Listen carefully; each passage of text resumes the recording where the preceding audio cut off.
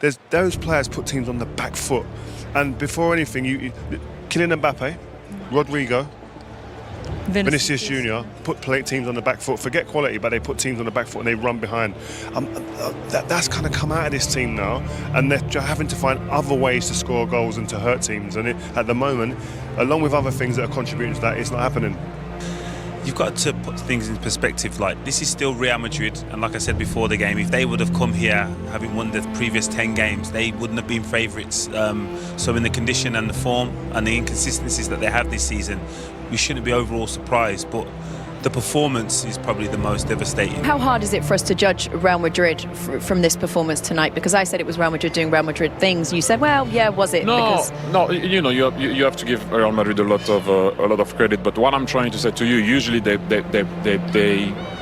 work harder to be able to go through. But then when you start a game like that, you could see then after they were confident, they were going on the ball, the goals came really early.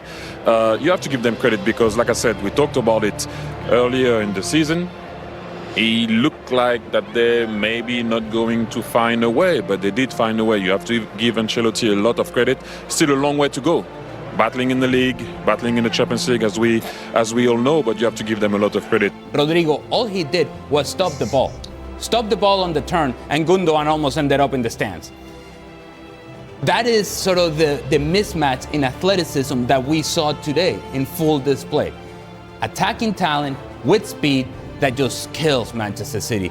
Speed right now kills Manchester City. They have no control in matches. Real Madrid had control last week, this week, and it just felt like everything was set up for that front four to take over, and Mbappe took over today. Yeah, I felt a little bit sorry for Khusanov today. Yeah. Obviously, he's had a difficult start to his Man City career. Obviously, he's a centre-half. He was at right back tonight up against Vinícius, and then Mbappe, then Rodrygo comes, and then Bellingham comes over that side. And it's very difficult to come into this game. You know, I look back to Kyle Walker, who mentioned it off there, you know, obviously he wasn't having the best of season, but I just think with his experience, allowing him to go to Milan at this part of the season, maybe you're looking at that and you've got a 20-year-old playing at right back in one of the biggest games of Man City season. So, I mean, you try to chop it up every single week. You know, we've looked at every single aspect of what Man City do, but they just look like they've run out of legs. Of that and how City approach the second half now, because it may seem like they're in control, but we've seen Madrid have 3 chances, and down this right side of Man City, Madrid seems to be getting a lot of joy. So they've got to be cautious with that, with Vinícius running in behind, Mbappe running in behind, and of course Rodrygo and Bellingham can do what he can do as well. That front three, and particularly Vinny Jr. and Kylian Mbappe on the same pitch together, is clicking better now as well. It looks amazing. There was large parts of that match where I was like, how do you play against them? What do you do? You can't invite them in because they can break down low blocks, right? And they create all these overloads. There was times where the second goal comes from Rodrygo, who starts on the right side. He's coming across the pitch into the left side, going through 2 or 3 on the smooth dribble with the little nutmeg pass. I mean, they're having fun as well. So I don't know. If you play with a high line, you're dead. You have to. You are dead against them. You play low block, you're dead. No, I mean you can if you've got the players to. You have to have the players able to do it. Tonight was another example of that, but I think you can't take anything away from Real Madrid. Like, I agree with Jolien. They're a formidable team right now, clicking into gear just at the right time, in a moment when this Man City team are lacking any type of confidence.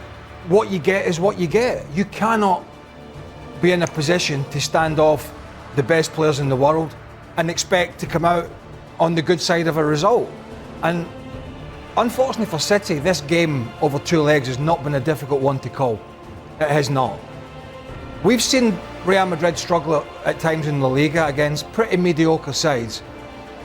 And I think that tells you where Man City are at the moment, is that Real Madrid upped their game, City cannot up their game.